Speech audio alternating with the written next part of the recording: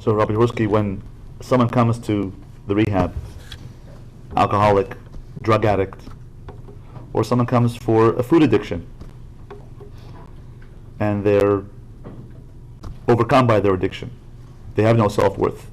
How in clinic does one give, how do you as a clinician, therapist, psychiatrist, give them self-worth when they haven't got self-worth? Beyond telling them you have a beautiful neshama, what techniques can you give them to say you do actually have a good value in self-worth? What do you do to intervene? See, I am a tremendous believer in nonverbal communication. That how we feel about others gets communicated to them. Right? And if I feel about a person that he's a scoundrel, that he's worthless, no matter what I say, he's going to get that feeling. And if I feel about a person that they're beautiful and that that they have a divine neshama and that they're a very worthy person, then that feeling is going to get across. I don't know of any specific techniques to use.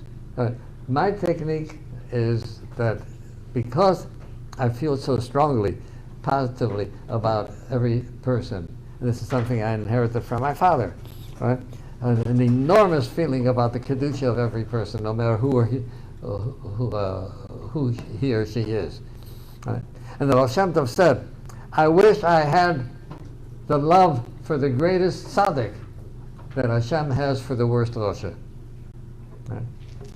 So, knowing the kind of feeling that I have, I believe my feeling will get communicated to the person. Obviously, I have to be tremendously honest with him. Right? And if there's something about him that I don't like, I have to tell him. Right? And if he can feel that my relationship with him is honest, and that he can trust what I feel about him, not what I say, right? But he can trust, right? Then I think that, and what I did with my rehab center, I haven't been there for the past few years, but what I did with my rehab center is impressed upon the staff that this is their prime tool. Their prime tool is how they feel about the person and how they can convey this to others. And this is one of the enormous values that you have in a support group such as Alcoholics Anonymous, right? Where no one condemns anyone else, right? And this is true in all 12 subgroups, whether it's OA or NA or SA or whatever. The feeling of we understand you, right? We don't judge you. There are things that a person needs to be judged on. Oh, actually, judgment really should be only for a Hashem, and we are supposed to judge every person favorably, right? Now, you know something? In these past few weeks, we've been saying Pirkei Avos.